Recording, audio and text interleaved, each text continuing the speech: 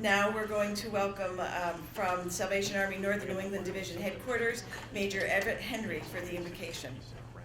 Good morning. It's good to be here. I bring the greetings from the divisional commander, Major Lavoisier.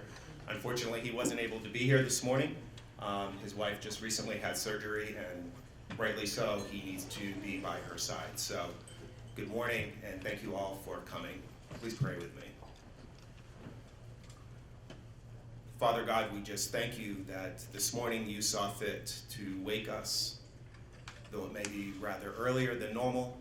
We do give you thanks for the life that you've given us today. We thank you for the opportunity to partner with one another through the Salvation Army and how you have brought this organization to where it is today throughout the world. Father, we just thank you again for this opportunity to be together. I thank you for those that partner with us here in the Nashua community to bring hope to those that are suffering.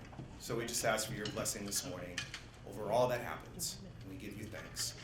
We pray this in your name. Amen. My name is Jennifer Horn. It's great to have everyone here this morning. Everybody ready? You're bright and shining and ready for a great day? There's something special about the Salvation Army that they can fill a room every year, 6:30, 6:45, everybody starts coming in.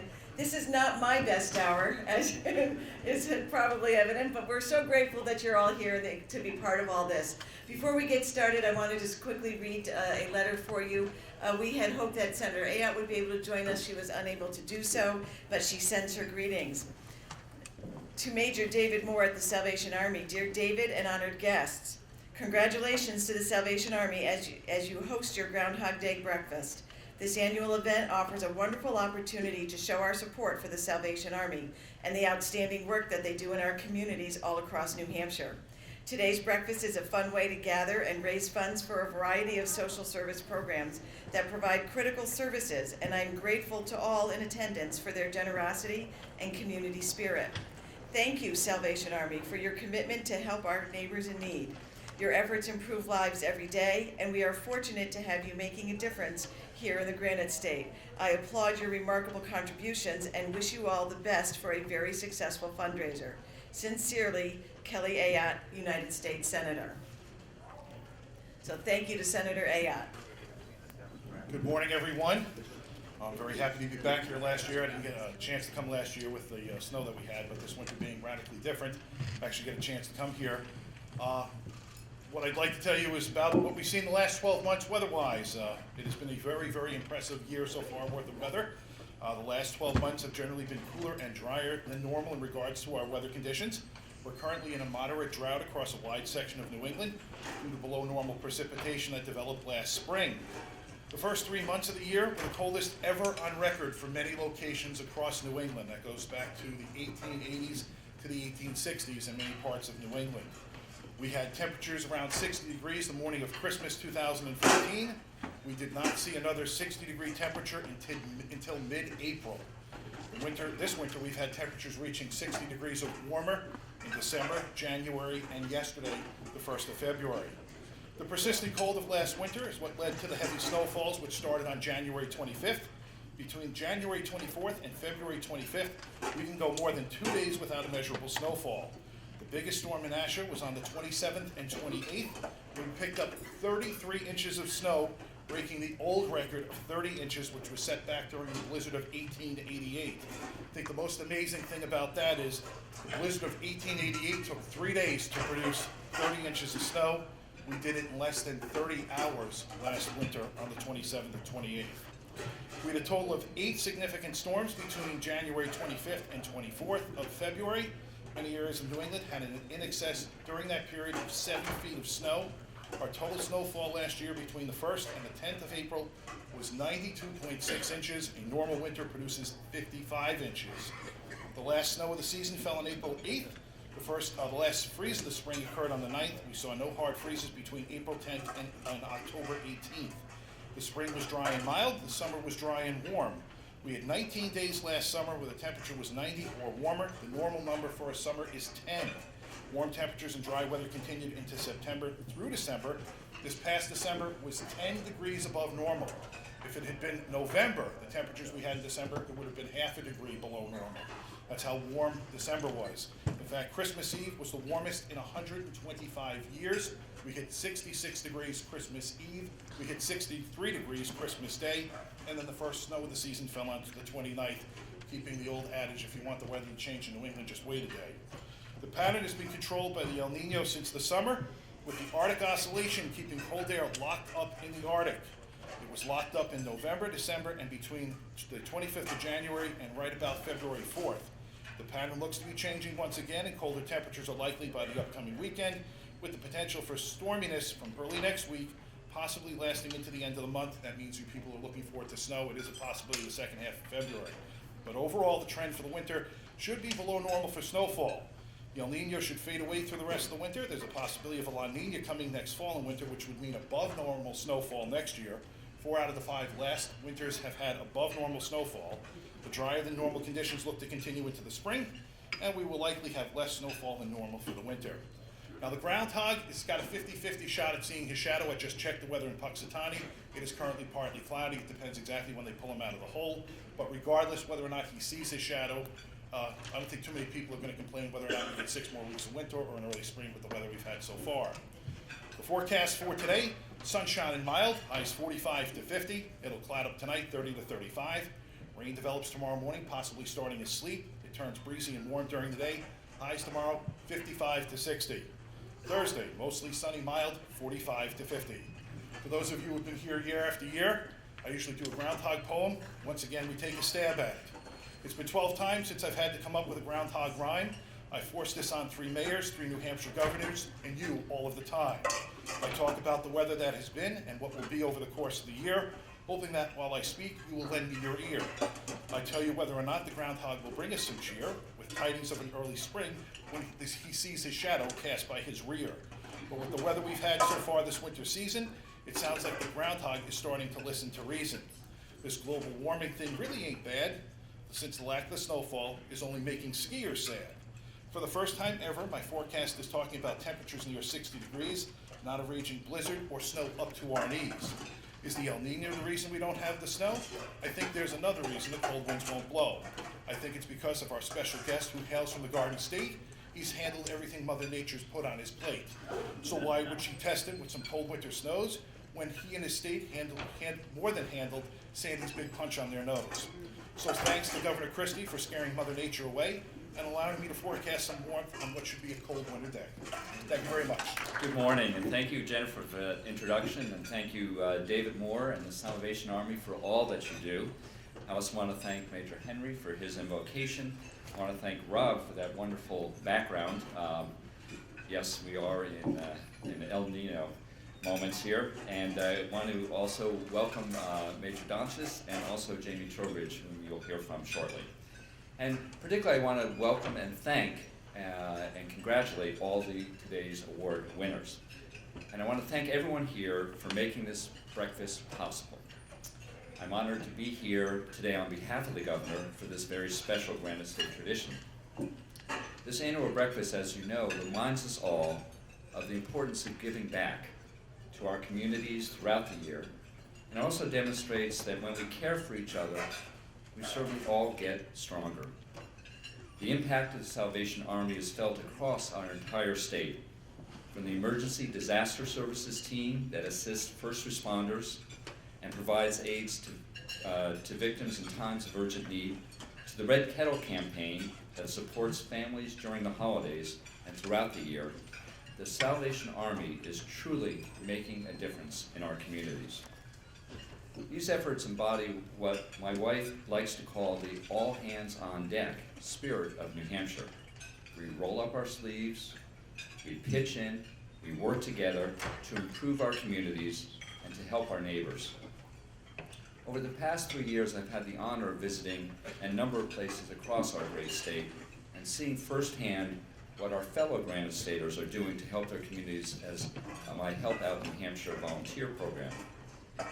I've seen up north people cleaning up the North Country.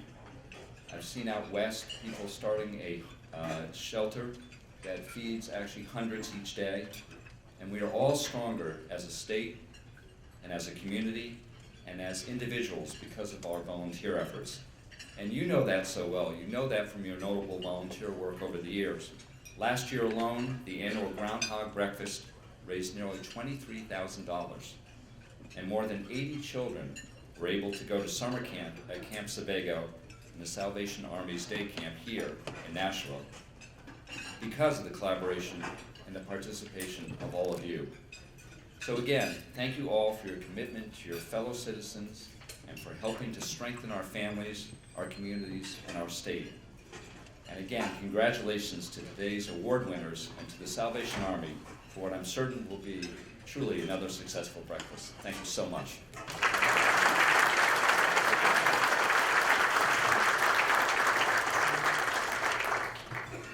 Well, thank you, Jennifer, and you are right. I was involved with the Salvation Army 30 years ago, and actually a little bit more, when the Salvation Army moved from Temple Street to Different Street. So I know the good work that the Salvation Army does in our community, the valuable contribution that you make in helping unfortunate people running Camp Sebago.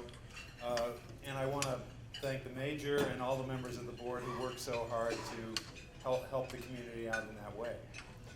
Also, in addition to thanking the Salvation Army, and of course all of you for coming and contributing to this worthy cause, I did want to thank Rob because last year it was snowing so much that you had to be on the you were remote. You addressed us remotely on the screen, and you know, for a new mayor, a big snowstorm is not a good thing. So I think you brought us good weather this year, and I really wanted to thank you for that. For 7 more days. What? For 7 more days. That gets us to February 9th and the New Hampshire primary. And I wanted to welcome Governor Christie. He's not here yet, and I think he is coming a little later. But again, thank you all for contributing to the Salvation Army, for helping out our community in the way that you do. Thank you. Thank you, Jennifer. It's very great to be back here with you again this year on Groundhog Day in celebration of all the good that the Salvation Army does. I really enjoy seeing so many familiar faces. As you know, Groundhog Day is really all about predicting the end of winter. And this year, I have to ask actually, when is winter really going to start? I don't really have any predictions to contradict anything that Rob said. Actually, that was a really interesting summary, Rob, this whole year. But I think I'm going to try today to bring winter alive for you. There's still one place in New Hampshire where winter continues to thrive, and that is on Mount Washington. There's a reason that Mel Allen, the editor of Yankee, calls the Mount Washington Valley winter's hometown, and that's because the folks at the Mount Washington Observatory boast that Mount Washington has the world's worst weather. And they're not just talking about the highest wind speed ever recorded by human, which is 231 miles per hour recorded there. They mean all the time, and most especially in the winter. Yesterday, when it was 56 degrees in Dublin, I checked the observatory website and it was 15 on top of Mount Washington. So someone's experiencing that cold. Anyway, I want to tell you a story about how 2 years ago I learned a thing or two about winter in New Hampshire on Mount Washington. Now, we've all heard about Mount Washington, and certainly we at Yankee have spent a lot of pages on that subject. But even though I grew up here in New Hampshire, I hadn't clued into the dangers of Mount Washington in winter until I was a freshman at Dartmouth College. And every year during freshman orientation, the Outing Club at Dartmouth shows a funny movie called Schlitz on Mount Washington. And it's a movie that was made in the 1930s by Outing Club members on the mountain. And the plot is very simple. Dr. Wolfgang Schlitz from Obergurgl, Austria, has come to New Hampshire on holiday, and he is going to drive up Mount Washington, the tallest mountain in the Northeast. And the auto road, unfortunately, is closed for the season. But that does not stop the good doctor. He decides to hike the mountain unprepared for the winter weather awaiting him. He nearly dies in a surprise storm on the ascent, but after spending a night at the observatory on the summit, he buys a pair of skis and makes an amazing descent. The skiing in the movie is truly incredible. The sign that Schlitz ignores on his ascent is the sign that's still posted all around the base of Mount Washington today. It says, "If the weather is bad, you are advised to turn back." The route to the summit is treacherous in stormy or foggy weather. So, I can't say I was ignorant of the risk when I accepted an invitation from Senator Jeff Woodburn to ride up to the summit of Mount Washington in a snowcat in March of 2014. But I certainly wasn't worried about it. I had skied in Tuckerman's Ravine. I had winter camped in the White Mountains. I knew a thing or two. And I was excited to see the summit in the winter, as was my wife Laura. And the experts from the summit were in charge of this expedition. What could possibly go wrong? In retrospect, there were signs all along the way that something could go wrong. Sign number 1. We gather at the base of the auto road to confer before we set off. There are representatives from the auto road, from state parks, the Appalachian Mountain Club, some state politicians. Before we climb into the 2 snowcats, our drivers from the observatory mumble something about the wind picking up shouldn't be a big deal. Home of the world record for wind speed. Could high winds be a reason for concern? Sign number 2. Off we go. As we round our first turn in the road and begin to climb, a gentle snow begins to fall. Then the snow begins to fall steadily. Actually, it's getting kind of hard to see. Sign number 3. After about a mile of motoring through the woods, our snowcat cocks out. Something to do with the hydraulics. We're trailing this green neon liquid in the snow. We all get out of the cats and have a conference. Half the group will have to walk back to the base, but Senator Woodburn and others insist we take a seat in the remaining snowcat. Too late, we realized this was our opportunity to run for it. Sign number 4. At mile 4 on the auto road, we come out of the trees and we are greeted by whiteout. The wind is whipping the snow all around us. The windows frost up and we can't see anything. The driver then comes on the intercom and says, "I'm going to move only when I can see something in front of me." We are all totally good with that. Because sign number 5, to our immediate left, is the Great Gulf, so named because it is so steep and so deep that just calling it a ravine wouldn't do it justice. My wife Laura thinks she can see the Great Gulf, a precipice, about a 1 foot away from the snowcat tread. Maybe it's her imagination, but she insists it's not. Sign number 6, Laura's starting to panic. She's scratching at the ice on the window. She says to me in a voice just about above a whisper, "I want to get out." That's not a good idea, I assure her. I am remembering a story we ran in Yankee in which a snowcat driver got lost on Mount Washington when he strayed only 30 feet from the machine in a whiteout. Thinking back on it, that should have been sign number 1. Sign number 7. Now we are moving ahead 6 feet, stopping for 15 seconds, moving ahead another 6 feet, stopping for 30 seconds. At this pace, we may not get to the summit until April. Laura insists we are slipping backwards, slipping toward the precipice and our deaths. Sign number 8, an ex-Marine sitting behind us in the snowcat passes out.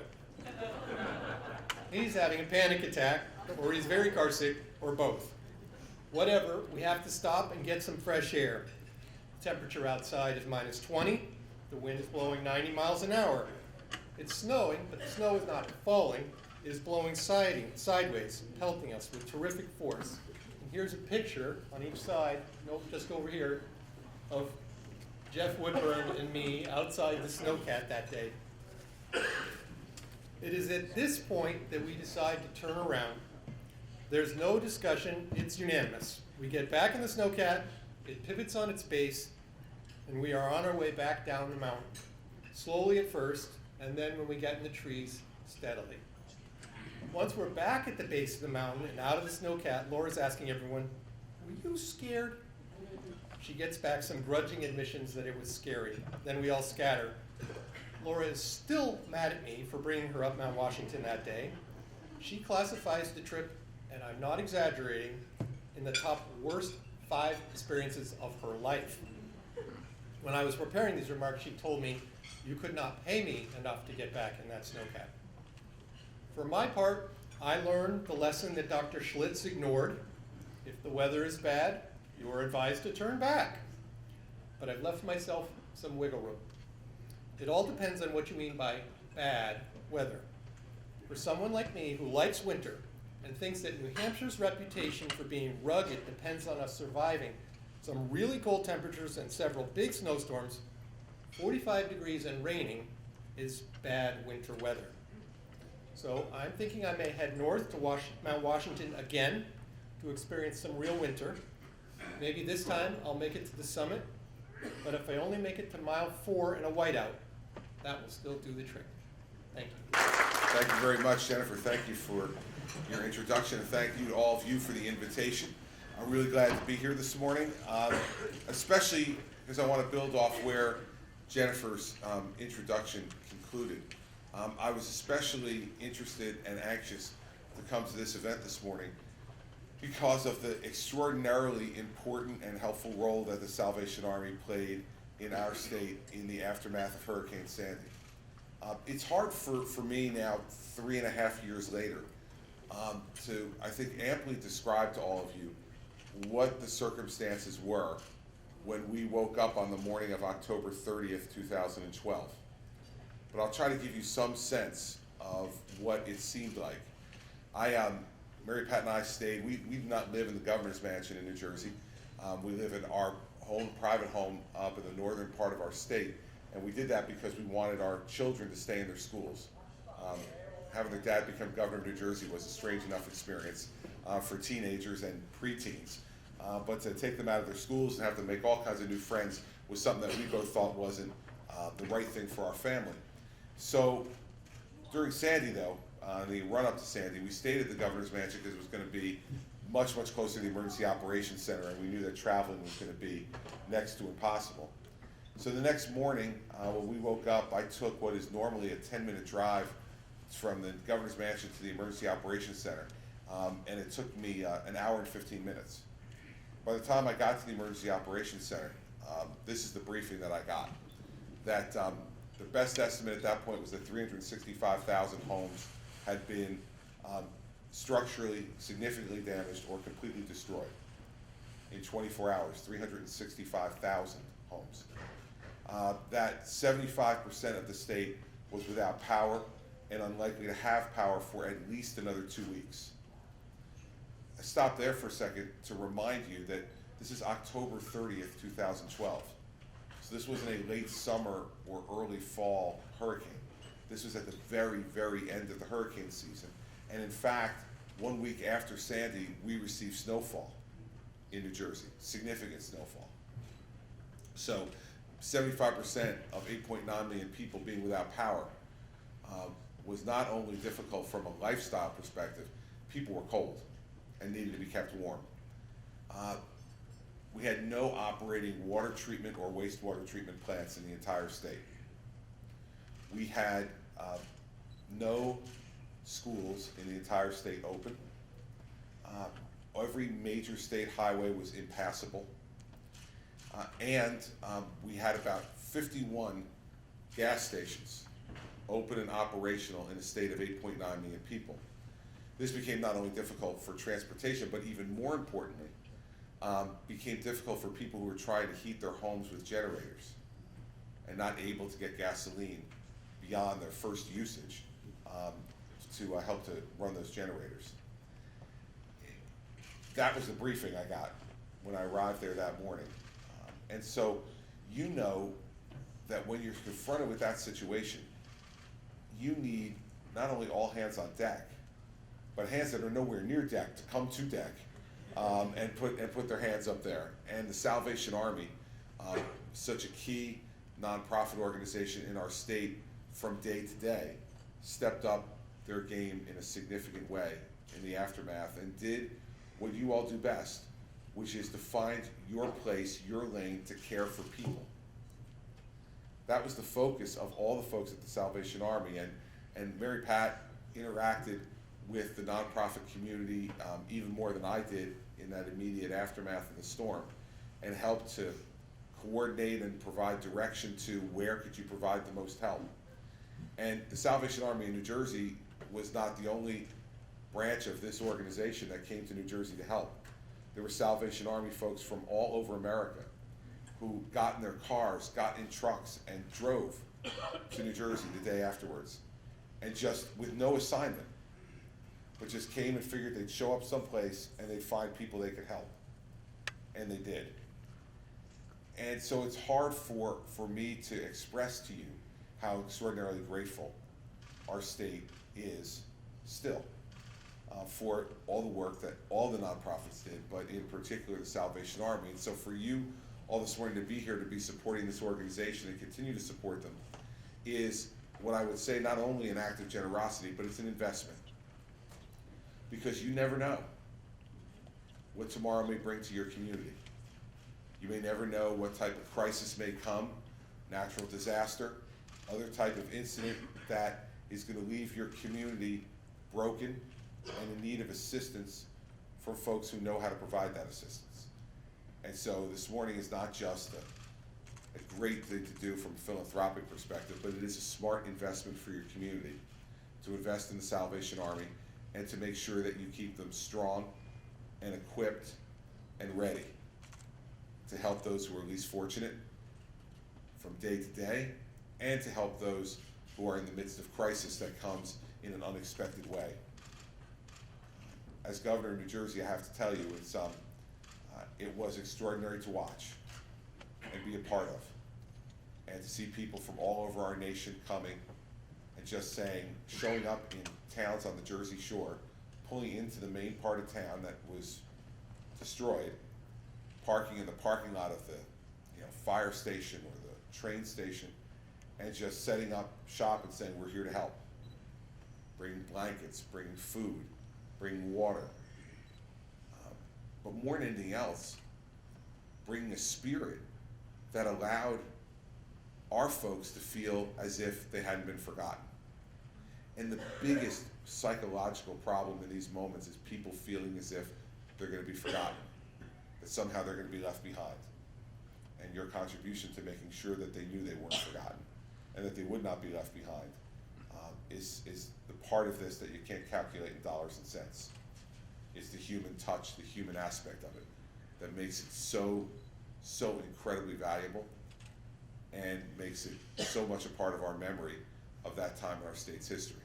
So, in my view, at least from my remarks this morning, there's no time for politics when talking to the Salvation Army, because the Salvation Army doesn't play politics in who they help. Republican, Democrat, independent, urban dweller, farmer, suburbanite, whoever the person is in need, the Salvation Army is there for them without regard to politics, without regard to race or color or ethnicity. You all are there. And so I'm just pleased this morning to come here and give you a belated thank you for what you have done for our state and what you continue to do for our nation. So I'm going to stop there and take questions from you. Now, your questions can be about anything you like.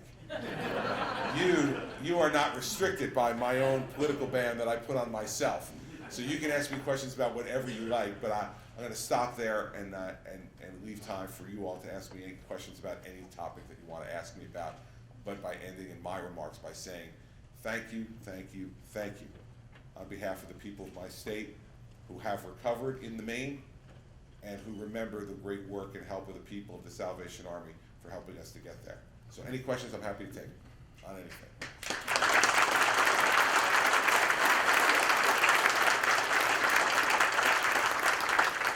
Governor? Yes, sir. What's your take on what happened in Iowa? Well, I am pleased to announce that I performed exactly as I expected in Iowa.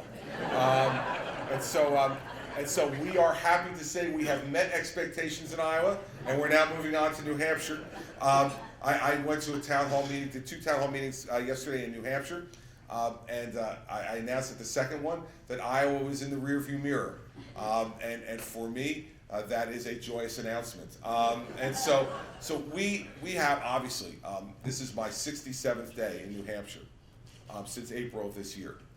And it's more days than any candidate has spent in New Hampshire. So I didn't make any secret to Iowa or to the people in New Hampshire where the emphasis of our campaign was. The emphasis of our campaign was, and still is, on doing very, very well a week from today in New Hampshire. As far as the results, I'm really, quite frankly, not surprised. I've been saying to people for weeks that Donald Trump was not going to win Iowa. And you know, the media's obsessed with Donald Trump, and they all were saying, oh gosh, all these people are waiting in line, you know, in the cold, to go to his rallies, and there's thousands and thousands and thousands of them, and there's no chance that those people who are in line waiting for hours and hours to see Donald the Magnificent are not going to go there and vote for him. And I just said to folks, listen, I've spent time in Iowa, and I just didn't believe that the people of Iowa were going to give the Iowa caucuses to Donald Trump. These are folks who voted for Rick Santorum 4 years ago and Mike Huckabee 8 years ago. And the idea that the people who voted for Mike Huckabee and Rick Santorum were all of a sudden going to vote for a billionaire New York real estate developer, I don't know, maybe I just think politics is simpler than everybody else does. But it just never made sense to me. And I argued with more pundits about this, and so to me, I wasn't surprised at all by the results last night. Everybody knew going in, Donald Trump or Ted Cruz was going to be 1, 2, Marco Rubio was going to be 3, and no one else was going to be close once Ben Carson collapsed. So, okay, you know, Ted Cruz was first, Donald Trump was second, Marco Rubio was third, and everybody else was in a scrum beneath them. You know, and Dr. Carson went from being in the 30s in Iowa to 9% last night. And that's where he spent most of his time and most of his energy and most of his money.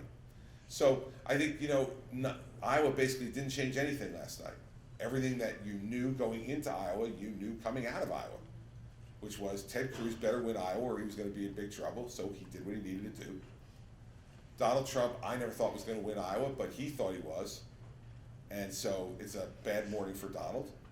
And I listened to Marco's speech last night, and I got back from the town hall about 10:30, so I got to my hotel room, I turned on the TV, and I heard Marco giving his speech, and I'm like, damn, did Marco win? Like, I was listening to that speech, I was like, oh God, man, run that Chiron down below there. Did Rubio actually, no, he came in third.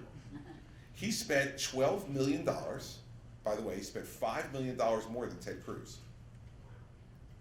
Marco Rubio spent $5 million more than Ted Cruz in Iowa to come in third. Now, of course, he didn't have the worst day, because Jeb Bush spent $15 million to get 3%. So, you know, and we spent $500,000 to get 2%. So who you want managing your money? So it's kind of the way I look at it, you know.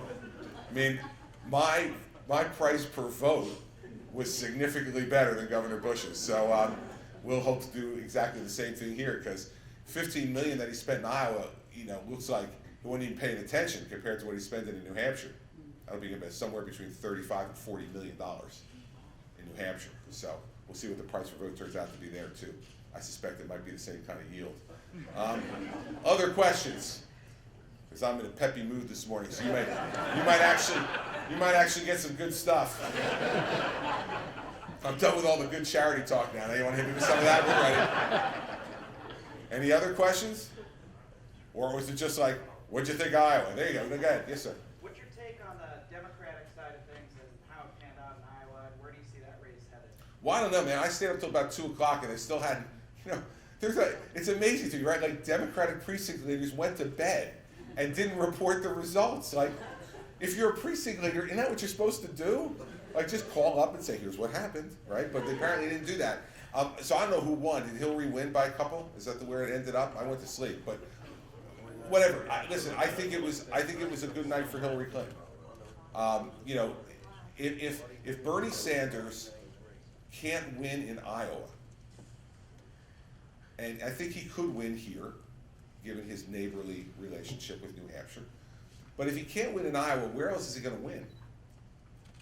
I mean, Iowa is one of the most, from a Democratic Party perspective, one of the most liberal states in America, one of the whitest states in America. And, you know, here's Bernie, who comes from the whitest, most liberal state in America, in Vermont, right? So if you can't win in Iowa, I think it's a good night for Hillary. I mean, you know, everyone says, oh, wow, it's so close. Well, look at the rest of the calendar. Where's Bernie going to win? I mean, he might win here next Tuesday. But after next Tuesday, where's Bernie Sanders going to win? Pick a place where you think Bernie Sanders is actually going to beat Hillary Clinton. So I think, you know, last night was an important night for Bernie to actually win. And I know it was very close and, you know, practically a tie and all the rest of that. But the way it will be reported is by 2 or 3 delegates, the way they count things. And isn't that great? The party that's called the Democratic Party doesn't even tell you how the votes went. It tells you a lot about the Iowa Democratic Party. It's kind of interesting. They never tell you how many votes everybody got. They give delegate equivalents. And this is why I did bad at, you know, algebra 2. You know? I wouldn't have been able to figure this out, and so, you know, it wouldn't have been good.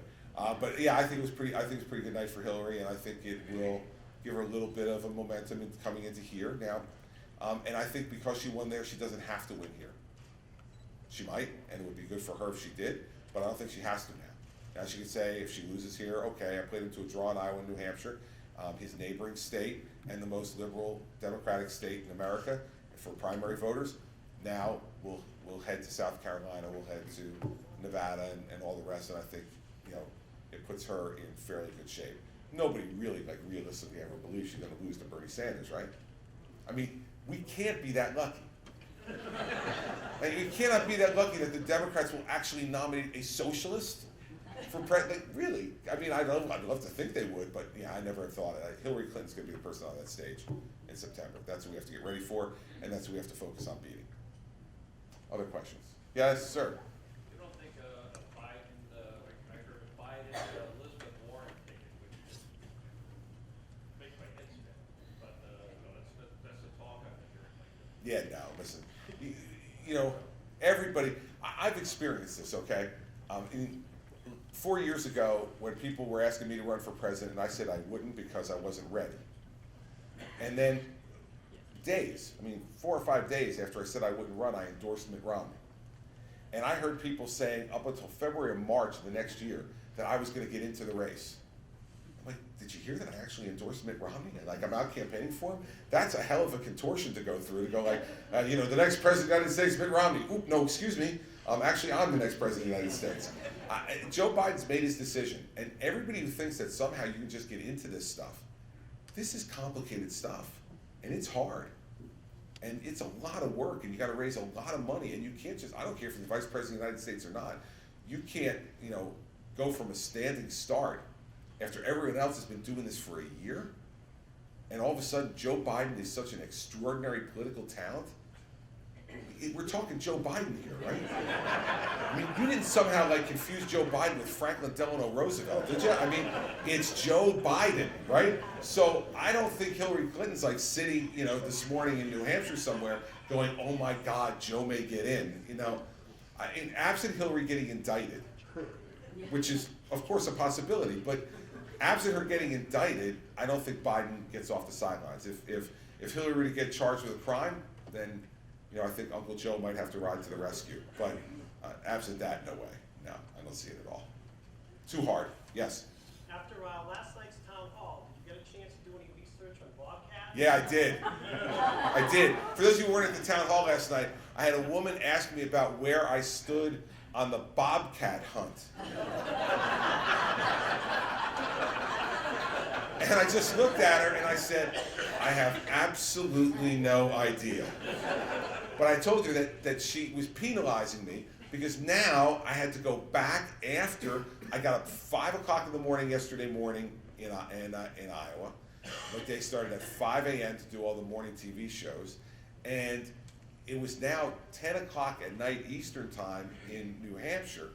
And I had to go back to the hotel and go on the internet and look up this bobcat hunt thing. So I told her I was fairly angry and bitter. But yes, I now have a firm position. I am for hunting bobcats. All right? And I told her I have a couple of town halls today to come back today, and I would tell her face to face. I think she's going to be upset about that, right? You got the sense that she was an anti-Bobcat hunter. Yeah, so there's, little research and 1 vote lost. Tremendous. But hopefully for all of you out there who want Bobcats killed, I'm your guy. And I'm fairly certain that neither Bush or Kasich have taken a position yet on the Bobcat hunt. And so they will be following my lead today. It's exactly what America needs.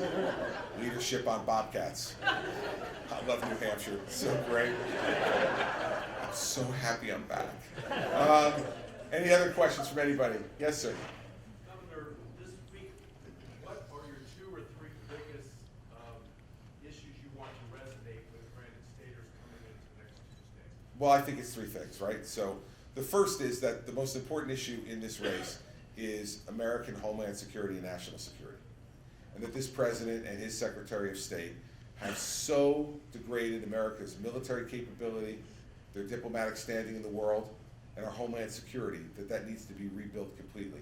And what we learned in San Bernardino is that if a Center for the Developmentally Disabled in San Bernardino is a target for terrorism, then any place in America is a target for terrorism.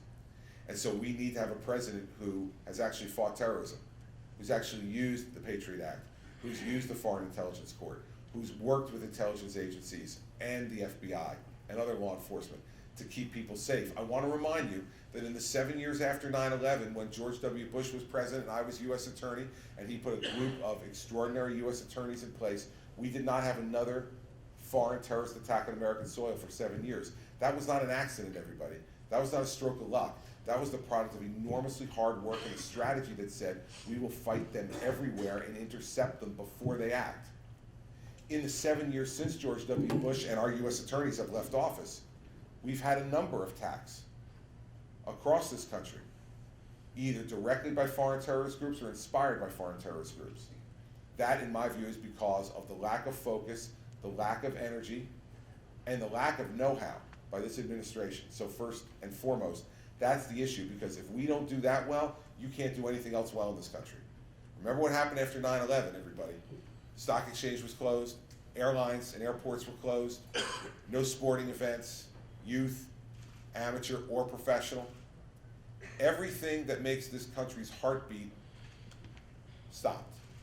Because when you feel unsafe, when you're afraid to go to work in the morning, when you're afraid to put your children on the school bus, nothing else matters. So that's the first thing I want to emphasize. The second thing is to remind folks that this economy grew last quarter at 0.7%. The stock market is down over 5% since the 1st of January. And this president has kept, and his Federal Reserve have kept interest rates at near zero or zero. What happens if what we're doing right now is sliding towards Barack Obama's second recession? What tools will we have in the toolbox to be able to combat the loss of jobs or the other displacement that comes from that? We need a president who is going to say this experiment in government control of our economy has failed, and we need to put you back in control of the economy. And we'll talk about that. And third, it's very important for us to remember what we did 7 years ago as a country. We elected a first-term United States Senator to the presidency of the United States, someone who had never managed anything bigger than a 30-person Senate staff. And we put him in charge of the most complex government the world's ever known, and we've sat around for the last 7 years and said to ourselves, why isn't it working? Well, why would it? I mean, seriously, you wouldn't let him organize this breakfast. Let alone, I mean, seriously. I mean, you know, what do they do exactly in the United States Senate? They talk and talk and talk and talk. And they're not responsible for doing anything. And so, just because we agree with Ted Cruz or Marco Rubio a little more philosophically than we do with Barack Obama, I'm going to be telling New Hampshire voters who are very practical, very smart, very informed voters that you're going to do the same thing. We're going to do the very same thing. We're going to nominate Ted Cruz or Marco Rubio. Marco Rubio, who's been in the United States Senate for all of 5 years, and 2 of those years he's been running for president. And Ted Cruz, who's been in the United States Senate for 3 years, and all 3 of them he's been running for president. And what exactly makes that a qualification for President of the United States? Because I amended the bill in the subcommittee and moved it to the full committee for further consideration. You're never going to do that as president, by the way. You know, so we have lost, and I think this is part of the Trump distraction, right? We've lost our focus on what do we really want? What have we learned from the Obama years? We've learned, I think, two principal things. One, that liberal government control of every aspect of our life is both makes us uncomfortable and does not work. And two, that you better have somebody competent to run this government, because if you don't, it will run aground. And so those are the three things I'm going to be talking about. You know, Marco gives a great speech, and so does Ted. That's what they do for a living. They give speeches. I mean, even in the other day, in the debate in Des Moines last week, I think it was Marco or Ted, I forget which one of them said it, but he said, "I'll yield my time to the senator." I'm like, am I on the floor of the United States Senate? I'll yield my time to the senator? And one last thing about this, Congress has a 13% approval rating. And the only thing that confuses me about that is, who's the 13%? Like, who are the people who are looking at Congress right now going, hey, give me a little more of that. I like this. This is really good. This is leadership. This is strength. We're really moving our country in the right direction. Who are those people? Beside the senators and Congress people's family and close friends. That can't be 13% of the country. Who is it? So everybody's disgusted with Congress. Everybody hates Washington, D.C. Everybody thinks it's completely dysfunctional. Everybody thinks it can't work. Yet, we're going to nominate someone from the Congress to be president and run against Hillary Clinton and think she's not going to beat the tar out of that person? She's been out of Washington for 4 years. She's going to say, look at the Washington Insider. Now, of course, it's incredibly hypocritical, but this is Hillary Clinton. So she's going to worry about that. Those are the three things we're going to be talking about this week. Is two that are very substantive and important for our country's future, our homeland and national security, and our economic security. And then third is going to be, who can make it happen? We need to get off of it. I think the Iowans got off it last night. This idea that somehow if you say something, it means you can do it. The easiest thing in the world in politics is to say it. The hardest thing in the world in politics is to do it. I've been doing it now for the last 13 years as a federal prosecutor and the governor of one of those states that I love to call unruly. Okay, there's no picnic down in Trenton, New Jersey, I can guarantee you. Is that better training to become President of the United States? Or is it better training to be moving the bill for second reading and amendment in the subcommittee, which I voted for yes the first time, but no the second time because the amendment wasn't what I agreed to in the second reading? I think, seriously, folks, let's not be dumb. See, the definition of dumb is not to make the first mistake. Everybody makes mistakes. It's to make the same mistake the second time. Then you're not paying attention. And that's where we are as a country right now, a decision that New Hampshire is going to have to make. We're going to elevate, these United States senators who we have a 13% approval rating of and who've never managed anything in their life, or are we going to actually vote for somebody who's actually run something in their lives, might actually have a chance of being a successful president. I got a feeling that New Hampshire understands this. And when 50% of the people, from what we're hearing, are still undecided this week, I got a case to make.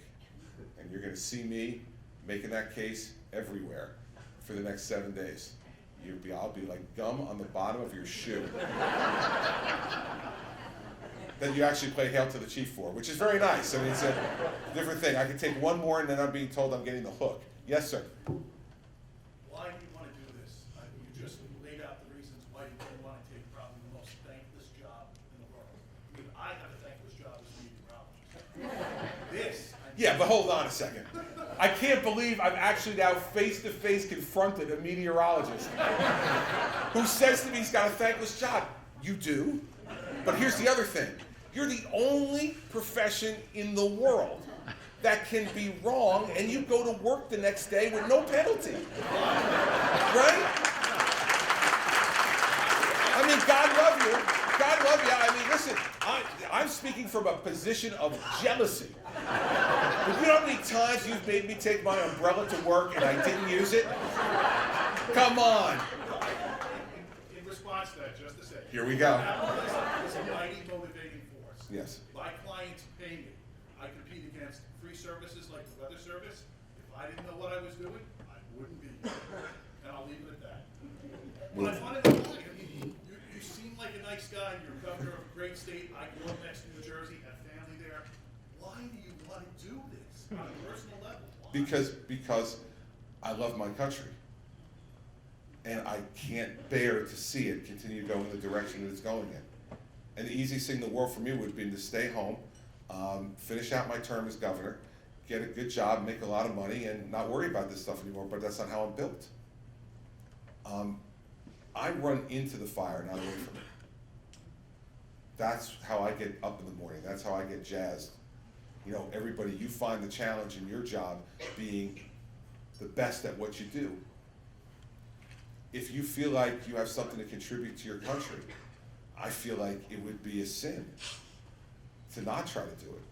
So I understand how by the way, I would say that being president of the United States is the second most thankless political job in the world, but the most thankless is being a school board member.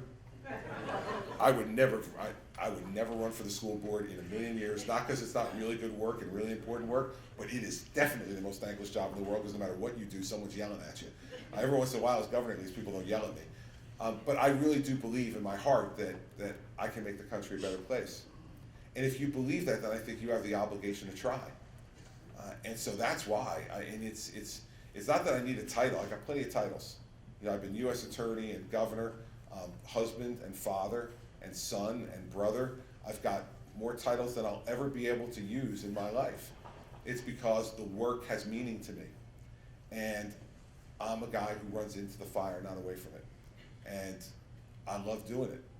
And so there's something just inside me that tells me that I need to take on this challenge, or at least try to at this point in my life, not only for our country, but for our children. So that's why I'm doing it. Otherwise, you're right. From a purely logical perspective, it makes no sense. But then again, lots of great things that we do in our life make no sense logically when we try them. But when the result comes, lots of people are happy that we did it. And I'm sure there's examples in this room, amongst lots of you, of things that you've done in your life, personally or professionally, that made no sense when you tried to do them. People would tell you, don't do it, don't try it, too risky, don't need to bother. But you felt something in you that said, I want to do this. And it turned out that you helped a lot of people and made yourself feel better about who you are too. So that's why I'm doing it. And I think that our country needs more people who feel that way in public life and less people who are just looking for a title. Because I've had the titles. Like I used to tell people who would focus on what I was obsessed with being reelected. In my decisions that I make in my first term, I'd say to them all the time, listen, I already got the portrait. You win once, you get the painting. Someone's actually going to paint me. Right? This is going to be incredible. So now all we're arguing over is the brass plaque at the bottom.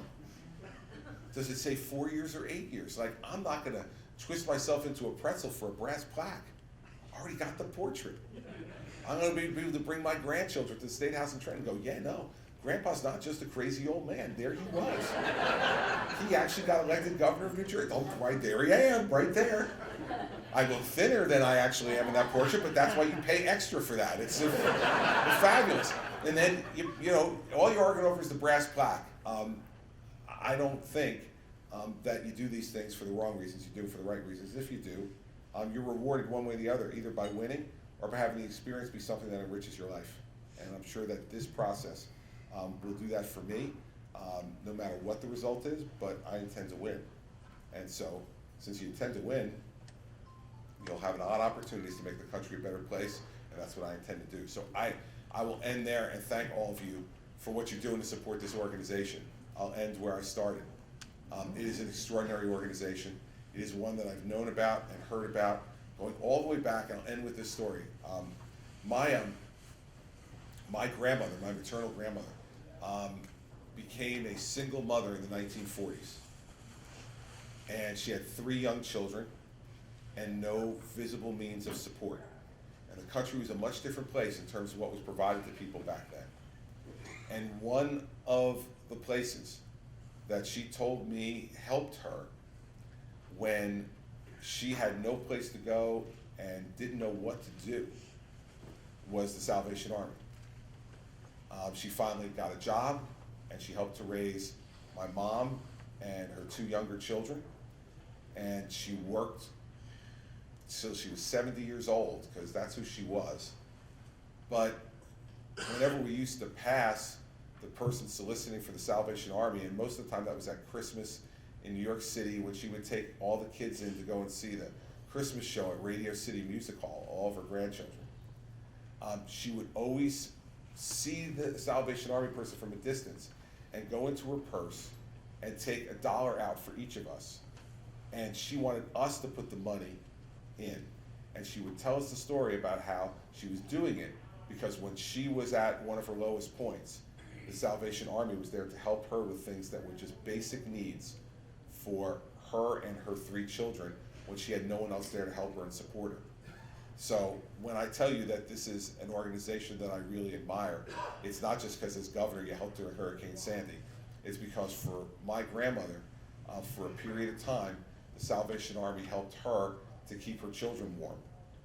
And you know, I am sure there are tens of millions of stories like that over the course of the existence of this organization. So what you're doing today, you have no idea how it will affect generations to come.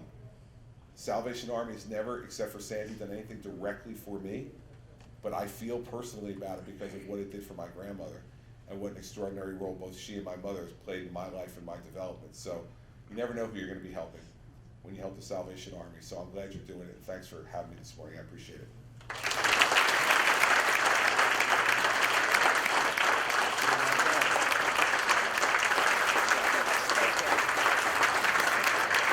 Again, we thank the mayor, first gentleman for being here, all of our guests, and we appreciate all that you do for us to support us. Now would you join me in prayer?